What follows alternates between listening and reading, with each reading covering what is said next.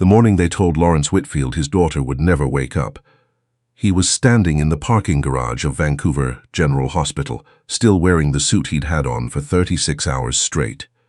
He hadn't cried. That was the thing people would remember later, that Lawrence Whitfield, the man whose name was on 3 buildings in downtown Vancouver, whose company had brought 1,200 jobs to British Columbia in the last decade alone, had stood in that concrete stairwell and simply stared at the wall. A pigeon had landed near his shoe. He hadn't moved. The neurologist, Dr. Abrams, had used words like diffuse axonal injury and prolonged disorder of consciousness and no meaningful trajectory of recovery. He had said these things in the careful, rehearsed way doctors learn to say them. Not unkind, just practiced. And then he had placed his hand briefly on Lawrence's shoulder and said, "Mr. Whitfield, at some point, we need to talk about what Nadia would have wanted." Nadia, 28 years old, his only child. She had been driving home from the lab where she worked, studying early-onset neurological disease, of all things, when the truck ran the red light on Granville Street. The paramedics said she never knew what happened. That was supposed to be a comfort. Lawrence had built an empire from a single sawmill his grandfather left him. He had negotiated with premiers and CEOs, and once, briefly, with a man who later became a cabinet minister. He had never, in his life, encountered a problem he could not find leverage on, a door he could not open with enough patience, enough money, enough will. He stood in that parking garage and understood, for the first time, that there were rooms in the world his hands could not reach. The hospital had a family lounge on the 4th floor. A beige room with chairs that were almost comfortable and a window that looked out at the alley behind the building. Lawrence spent a lot of time there, not because he wanted to, but because the alternative was sitting beside Nadia's bed, watching the ventilator breathe for her, and sometimes he couldn't do that for more than an hour at a stretch before something cracked open in his chest that he didn't know how to close again. It was in that lounge, on a Tuesday in early November, that he first noticed the boy. He was sitting in the corner chair, the one that faced away from the TV, with his knees pulled up to his chest and a library book propped against them. He looked about 10 or 11, with dark hair that needed cutting and shoes that were at least a size too small. He was reading with the kind of concentration that makes a person disappear into themselves, and he was completely alone. Lawrence assumed he was waiting for a parent. He went back to his own thoughts, but the boy was there again the next morning, and the morning after that. On the 4th day, Lawrence asked one of the nurses about him. She hesitated in that careful way that hospital staff hesitate when they're weighing privacy against genuine concern. "His grandmother's upstairs," she said finally. "Room 412. He comes every day after school. Takes 2 buses. Every day?" "Every day." Lawrence looked at the boy, still in the corner, different library book now, same position, and felt something that wasn't quite pity and wasn't quite recognition, something in between. Her name was Hazel Beaumont, the grandmother. He learned this not from the nurses but from the boy himself, who told him matter-of-factly on a Thursday afternoon when Lawrence sat down in the chair beside him and asked. The boy's name was Finn. "Finn Beaumont?" Lawrence asked. "Finn Cotter. My grandmother's my mum's mum. My mum's last name was Beaumont before she got married." He said this without particular emotion, the way children report facts about family structure when they've had to explain it enough times that it stops feeling complicated. "My mum died when I was 4, so Grandma Hazel's been raising me." Lawrence absorbed this. "And your grandmother? What happened to her?" "Stroke, 3 weeks ago." Finn finally looked up from the book. He had very dark, level eyes. "The doctors say she probably won't walk again, or talk properly. They say she's going to need full-time care." He paused. "We can't afford full-time care." He said it the way you say the bus was late or it's supposed to rain tomorrow. Not performing bravery. Just accurate. "I'm sorry," Lawrence said. "That's a very hard situation." Finn nodded once. "What about you? Who are you here for?" Lawrence told him about Nadia. He didn't intend to say as much as he did. He'd barely been able to say her name out loud to anyone, but there was something about the boy's directness that made evasion feel childish. So he told him. The accident, the diagnosis, the conversation in the parking garage, the word vegetative, which Lawrence still could not say without his throat doing something painful. Finn listened to all of it. When Lawrence finished, the boy was quiet for a moment. "She studies brain stuff," he said. "Studied. Yes." Finn closed his book, Grandma Hazel talks. I know they said she probably won't, but she does. It's not words exactly, but I can tell when she's happy to see me. I can tell when she's tired. He seemed to be working something out. The doctors don't come in when I'm there, so they haven't seen it. But I've been keeping notes. Lawrence looked at him. Notes, in my notebook, what she responds to when she's more alert, what makes her squeeze my hand. I've been writing it down every day. He reached into the side pocket of his backpack and pulled out a composition notebook, the cardboard cover bent and softened from use. My science teacher says if you want to understand something, you have to observe it carefully and write down what you see. So I've been doing that. Lawrence didn't say anything for a long moment. May I? He finally asked, gesturing toward the notebook. Finn handed it over. The entries were meticulous. Dated, time-stamped, written in a child's careful printing that got progressively smaller as the notebook filled up. 10:47 a.m. Humming sound when I played the Joni Mitchell song. Lasted about 40 seconds. Eyes moved toward the window. 2:15 p.m. No response to television. Hand squeeze when I held her hand and talked about the garden, page after page after page. Lawrence read it all. Dr. Abrams was a reasonable man, which sometimes looked like the same thing as a dismissive one. He listened to Lawrence describe the notebook, the pattern of responses, the correlation between certain stimuli and increased alertness, with his hands folded on his desk and his face arranged in the expression of someone who has learned to hear hope without encouraging it. Mr. Whitfield, he said, families often perceive responses that are. The boy is 11 years old, Lawrence said. He has no reason to manufacture data. He's been observing his grandmother for 3 weeks and recording time-stamped notes. I'm not asking you to revise your prognosis. I'm asking you to look at the notebook. A pause. I'll review what you've brought me. It wasn't agreement, but it wasn't a closed door.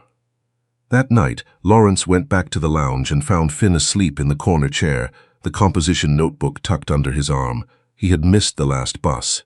Lawrence woke him gently and drove him home. A 2-bedroom apartment in East Vancouver, 3rd floor, the kind of building where the elevator was perpetually out of service, and watched him go inside and thought about Nadia, who had once told him that the most important research was the kind that no one funded, because no one believed it was possible yet. He had told her she was being naive. He sat in his car outside the building for a long time. The thing Lawrence Whitfield had built his career on was an instinct for overlooked value. His grandfather's mill had been considered a liability by every banker in the province before Lawrence saw what it could become. He had a gift, not for grand vision, exactly, but for paying attention to what other people had already decided wasn't worth their time. He started paying attention to Finn. The boy was, objectively speaking, remarkable. Not in any flashy way. He wasn't charming or precocious, or the kind of child who performed for adults. He was simply precise. He asked questions and actually listened to the answers. When he didn't understand something, he said so. When he was wrong about something, he updated his thinking without embarrassment.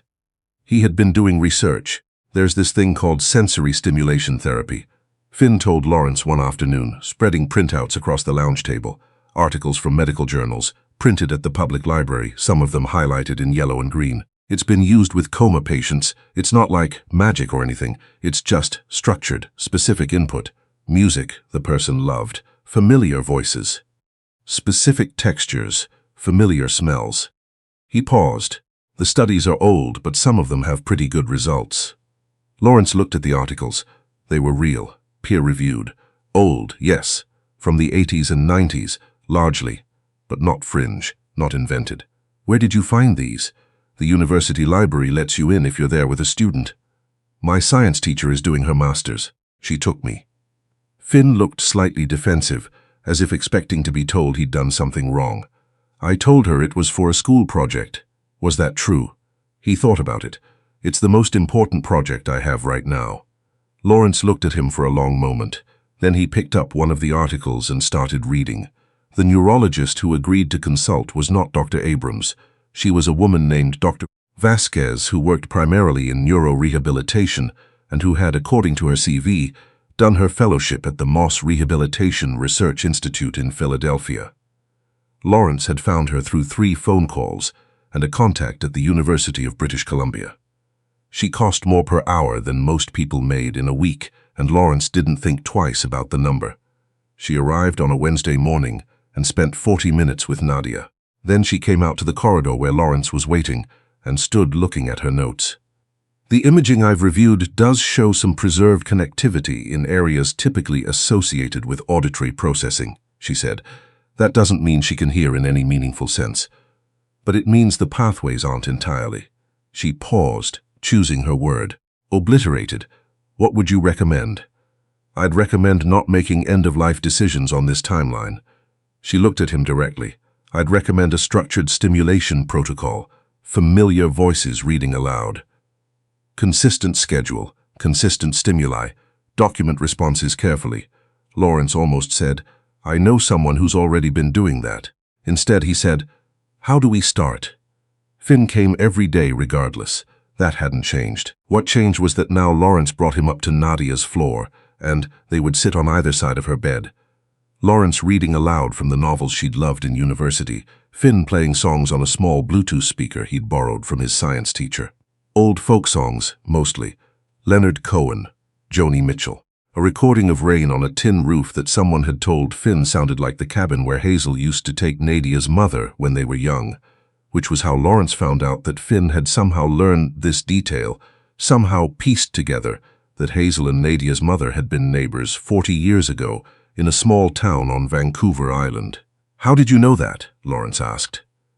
Finn looked at his notebook. I asked Grandma Hazel. When she was having a good hour, I showed her the photo of your daughter you keep in your wallet, and she made the sound she makes when she recognizes something. So I asked her if she knew her. He paused. She squeezed my hand 3 times. I wrote it down. Lawrence looked at the photograph he kept in his wallet, Nadia at 23, standing on a dock somewhere, laughing at something off camera. He had never mentioned it to Finn. He hadn't known the boy had seen it. He didn't say anything for a while. Then he said, Your grandmother knew Nadia's mother. I think so. I think they were friends a long time ago. Finn turned a page in the notebook. I don't know if it matters, but I wrote it down in case it does. November became December. The ventilator came out. Nadia was breathing on her own, which Dr. Abrams presented as a neutral data point, and Dr. Vasquez presented as a meaningful development. Lawrence had stopped being able to tell the difference between medical optimism and medical caution. He tracked the small things instead. The way Nadia's hand sometimes moved when Lawrence read certain passages, the particular quality of her breathing on the days Finn was there versus the days he wasn't. He was aware that this could all be wishful projection. He kept coming anyway. Finn's situation had become complicated. His grandmother's discharge was imminent, and the hospital social worker had been gentle but direct. The care Hazel needed exceeded what an 11-year-old boy and a third-floor walk-up apartment in East Vancouver could provide. There were facilities available. There were options. None of the options looked like what Finn wanted. Lawrence had not offered anything. Not yet. He wasn't sure what he had to offer that wasn't simply money, and he had the uneasy feeling that simply money was not the point. He mentioned this to Dr. Vasquez, obliquely, one afternoon. She looked at him over her reading glasses. You're worried that if you help the boy financially, it changes what this is. I'm worried it changes what I am. She considered this. What are you now? He didn't have a good answer. The call came on a Thursday evening in mid-December, when Lawrence was at home for the first time in what felt like weeks, sitting at the kitchen table with a bowl of soup he hadn't eaten, looking at the city through the floor-to-ceiling windows of his house in West Vancouver. The nurse's name was Patricia. She said, Mr. Whitfield, your daughter is asking for you. He thought he'd misheard. She's asking for you by name. She's been awake for about 20 minutes. Dr. Vasquez is with her. Lawrence was at the hospital in 14 minutes. He spent the first 3 of those in the elevator, thinking that he was going to hold himself together. He was not going to fall apart in a hospital corridor. He was not that man. He fell apart completely before he reached her door. Nadia was propped slightly upright. Her voice was thin and strange, scraped raw from disuse, and her eyes didn't track perfectly yet, and she kept losing the thread of sentences partway through. But she was there. She looked at him and said, Dad, you look terrible. He laughed. It came out wrong, too loud, too wet, and she blinked at him, confused and a little alarmed, and then she reached out and put her hand on his arm, and that was the thing that finished him entirely. He sat beside her bed and held her hand and didn't say anything that mattered for a very long time.